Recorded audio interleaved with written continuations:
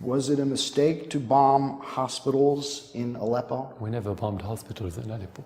Why to bomb a hospital? Can you convince your audience that we have interests in bombing hospitals? Actually, this is against our interest. This is against our interest to bomb hospital if it's used as hospital.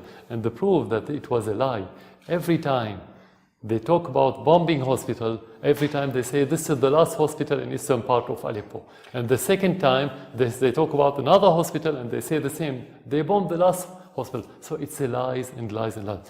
We can spend the whole interview talking about lies, and we can talk about the truth and the reality. I have to talk about the reality. Is it a mistake to use barrel bombs and chlorine gas? You have to choose which part of the narrative is correct. Once they said we are using indiscriminate bombs, and they called it barrel bombs. The other day they said we targeted hospitals and schools and convoys. We either have precise armaments or we have indiscriminate armament. So which one do you choose?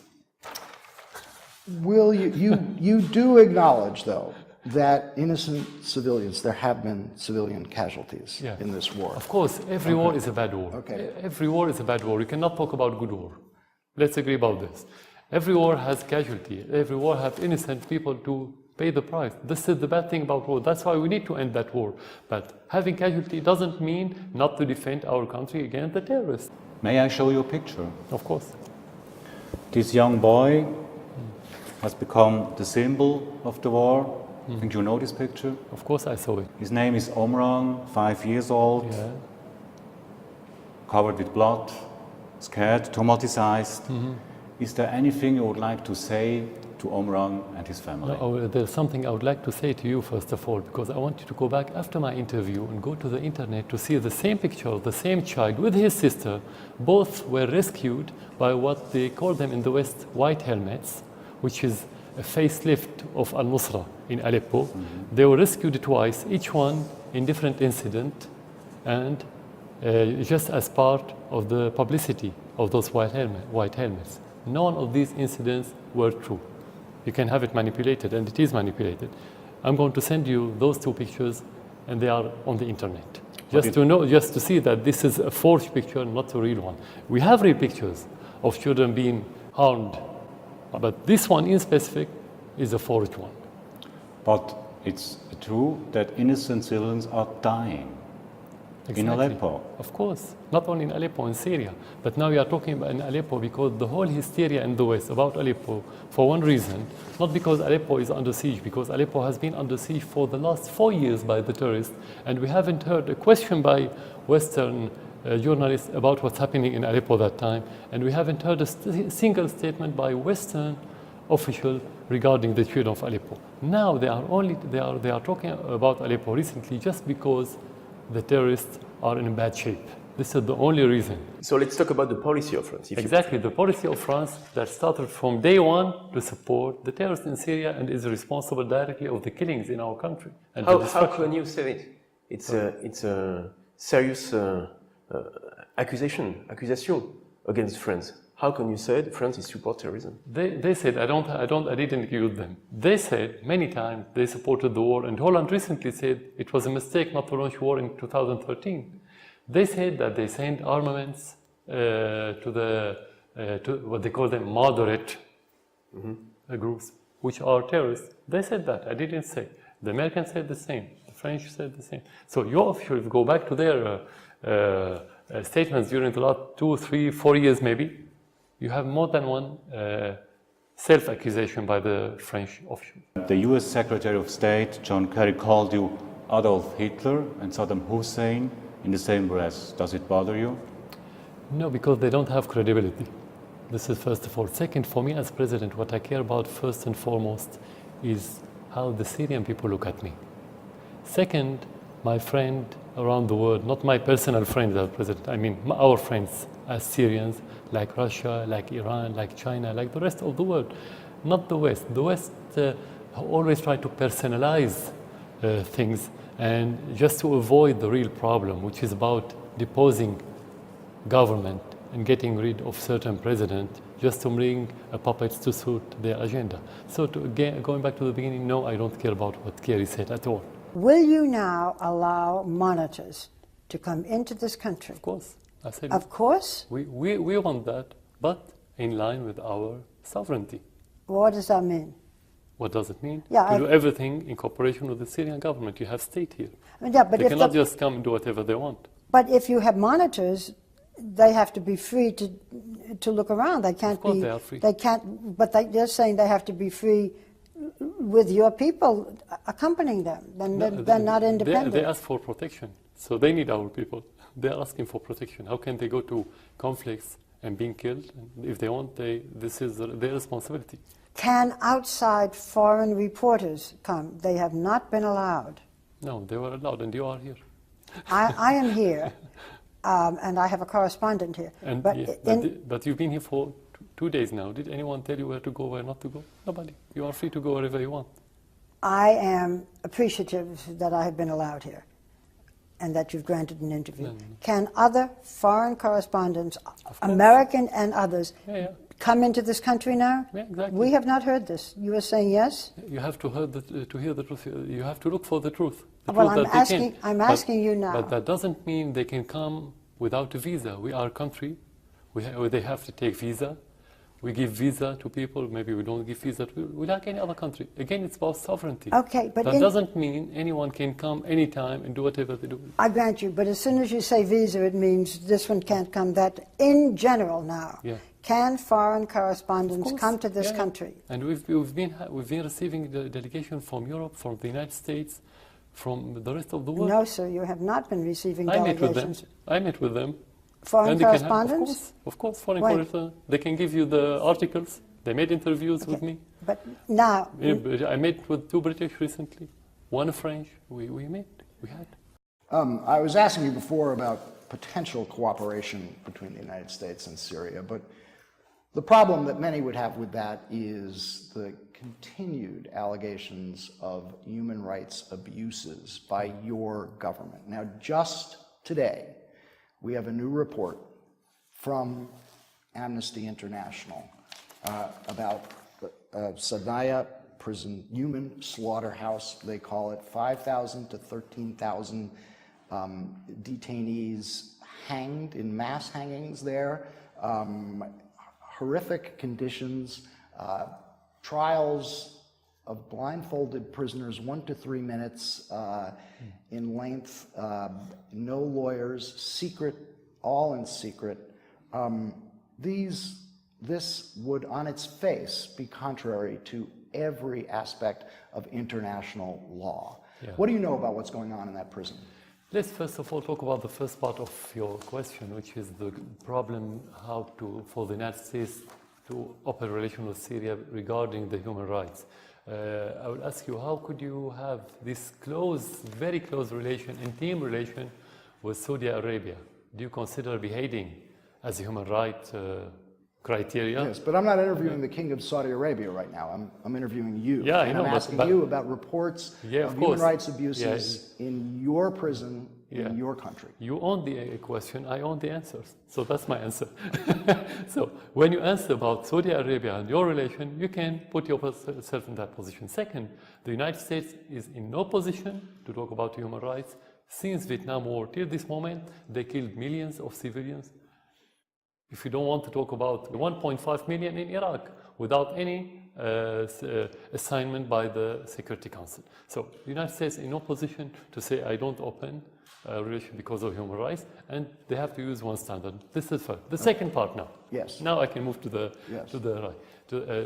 That report, like many other reports published by Amnesty International, put into question the credibility of Amnesty International, and we never look at it as unbiased. It's always biased and politicized, and it's shame for such organization to publish a report without a shred of evidence. They said it's based on interviews. Interviews. What about the document? What about the concrete evidence?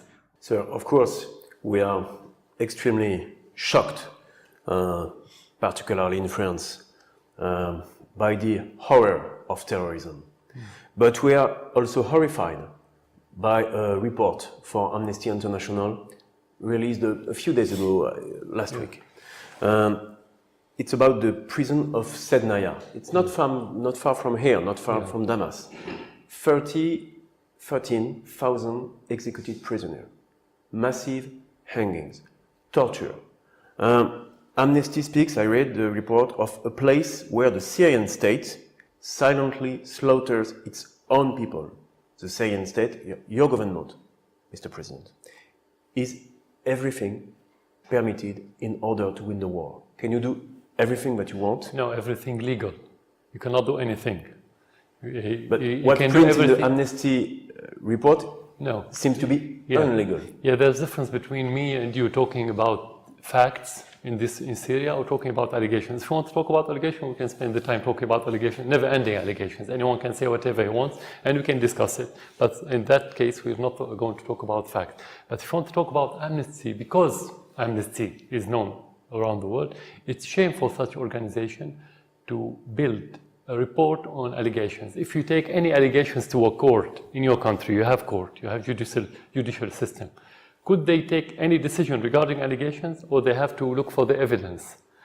This report built on allegations, not single shred of document, not single evidence. They didn't say 13,000, they said between 5,000 and 13, which is double and half the number. It means it's not precise. There's no mentioning of names of anyone who's from the victim, only 36 out of 10 of those thousands. And there's many flaws. They said, for example, the Grand Mufti is endorsing the execution. The religious figures in Syria has nothing to do with any judicial process. The execution in Syria is legal, it's part of the law since the independence. So the government can execute anyone legally. Why to do it illegal? You can tell us that there is no torture in the prison of Sednaya, as Amnesty said? Yeah, the question is torture for what? I mean, if you want to say that we are committing torture, for what? What do I get? Why? Just for sadism? We are sadists? What is it for? Russia is on your side. What does it mean for you? No, it's not on my side. It's on the international law side. It's on the other side, which is opposite to the terrorist sides.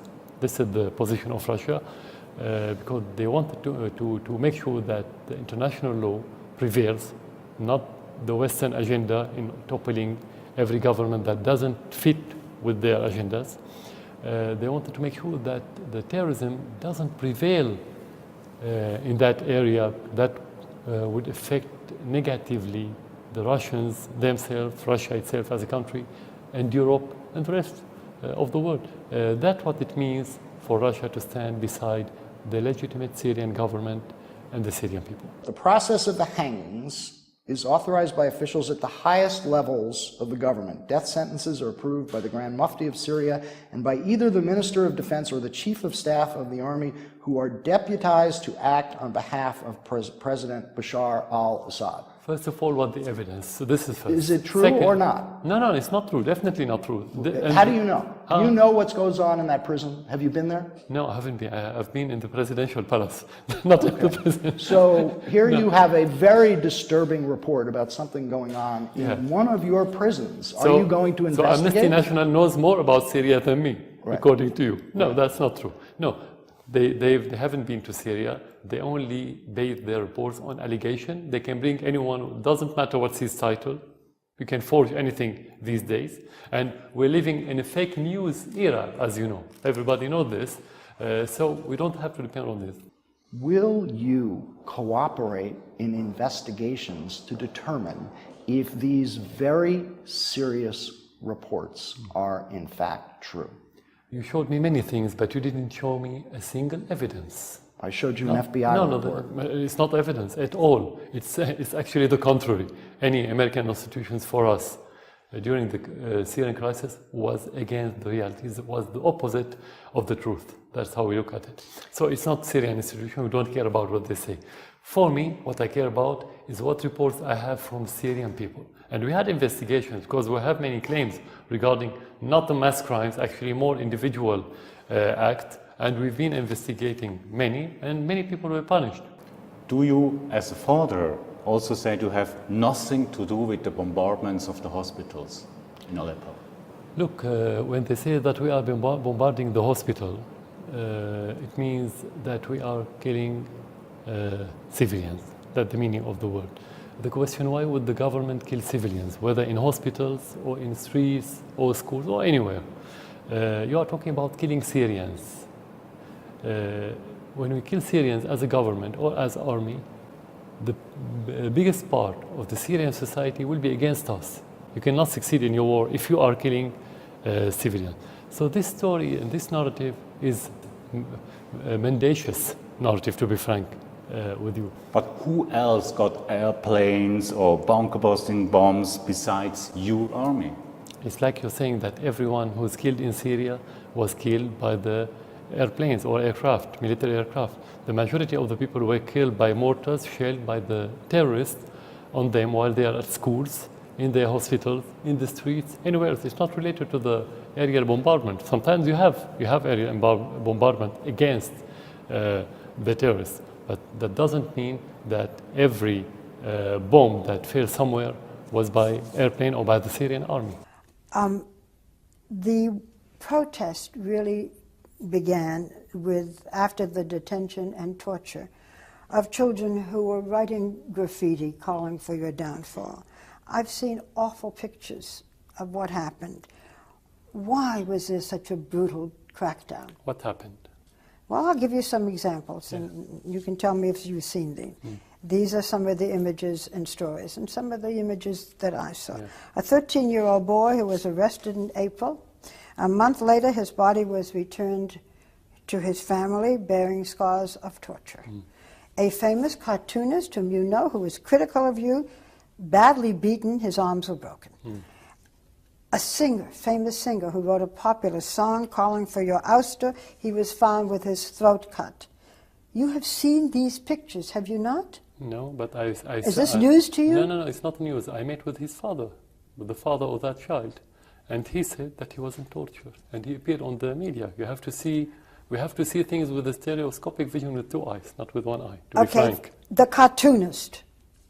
The cartoonist who was critical of you, I've seen his pictures. His hands were broken, he was beaten. Many people criticized me. Did they kill all of them? Who killed who? Most of the people that are being killed are supporters of the government, not the vice versa. But in the beginning, what about the singer with his throat cut? I don't know about him. I don't know about He was a famous singer, a famous song. You don't know about it? No, I don't think he's famous. I don't know about him. You don't know about it? Well, Maybe I he's saw famous those in the United pictures. States, but not in Syria. This do you know about him? This is editing. I don't know. You don't know? No.